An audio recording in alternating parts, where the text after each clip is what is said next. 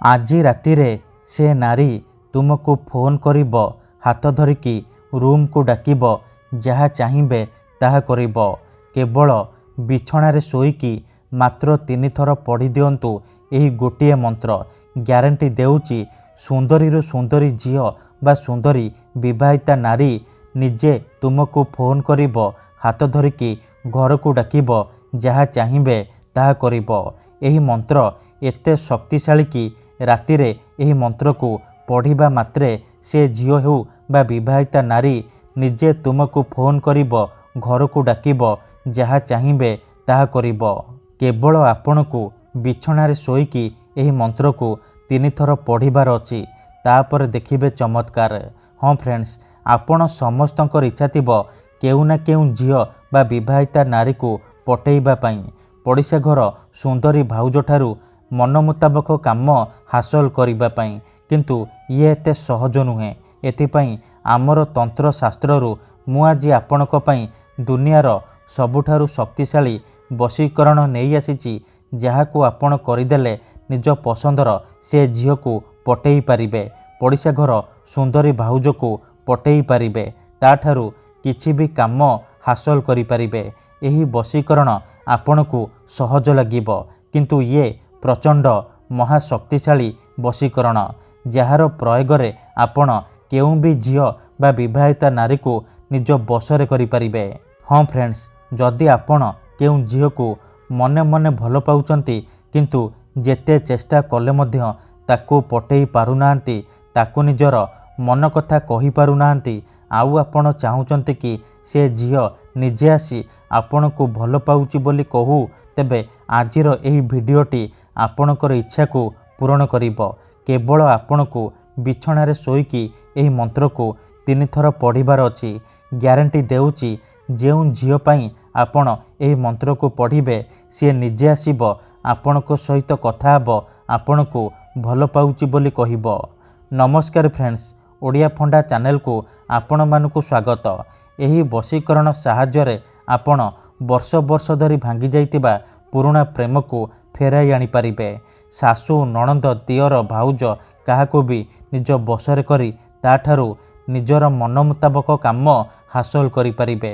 ଏହି ବଶୀକରଣ କରିବା ପାଇଁ ଆପଣଙ୍କୁ କୌଣସି ପ୍ରକାର କଷ୍ଟ କାମ କରିବାକୁ ପଡ଼ିବନି କିମ୍ବା କିଛି ବି ପଇସା ଖର୍ଚ୍ଚ କରିବାକୁ ପଡ଼ିବନି।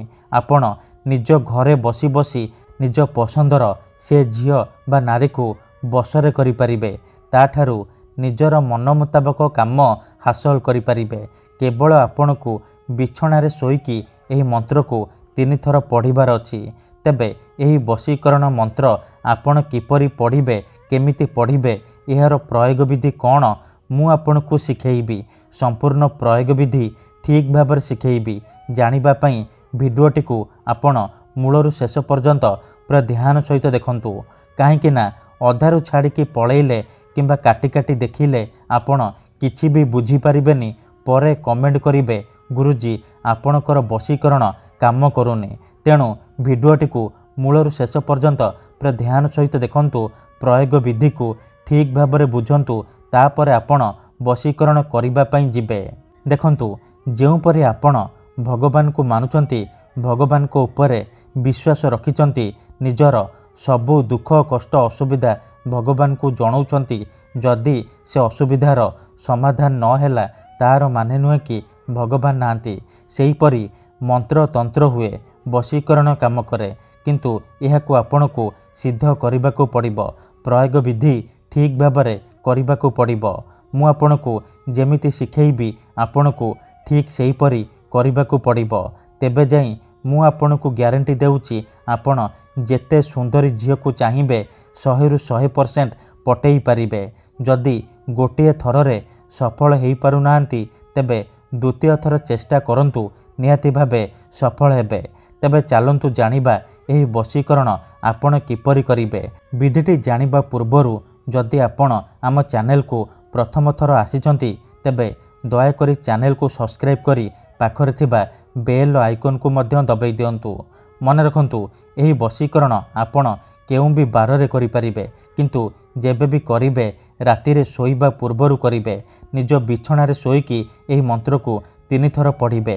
ବଶୀକରଣ କରିବା ପୂର୍ବରୁ ହାତ ଗୋଡ଼ ଧୋଇକି ସଫା ବସ୍ତ୍ର ପିନ୍ଧିକି ଏହି ବଶୀକରଣ ଆରମ୍ଭ କରିବେ। ଠିକ୍ ଅଛି। ପ୍ରଥମେ ଆପଣ କ'ଣ କରିବେ, ଯେତେବେଳେ ରାତିରେ ଶୋଇବା ପାଇଁ ଯିବେ ପୂର୍ବ ଦିଗକୁ ମୁଣ୍ଡ କରିକି ଶୋଇପଡ଼ିବେ।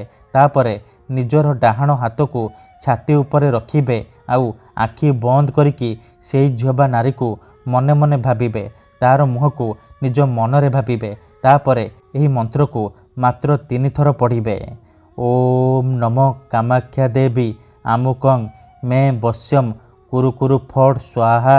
ଆମୁକଂ ଜାଗାରେ ଆପଣ ସେଇ ଝିଅ ବା ସ୍ତ୍ରୀର ନାମ କହିବେ ଯାହାକୁ ଆପଣ ବଶରେ କରିବାକୁ ଚାହୁଁଛନ୍ତି।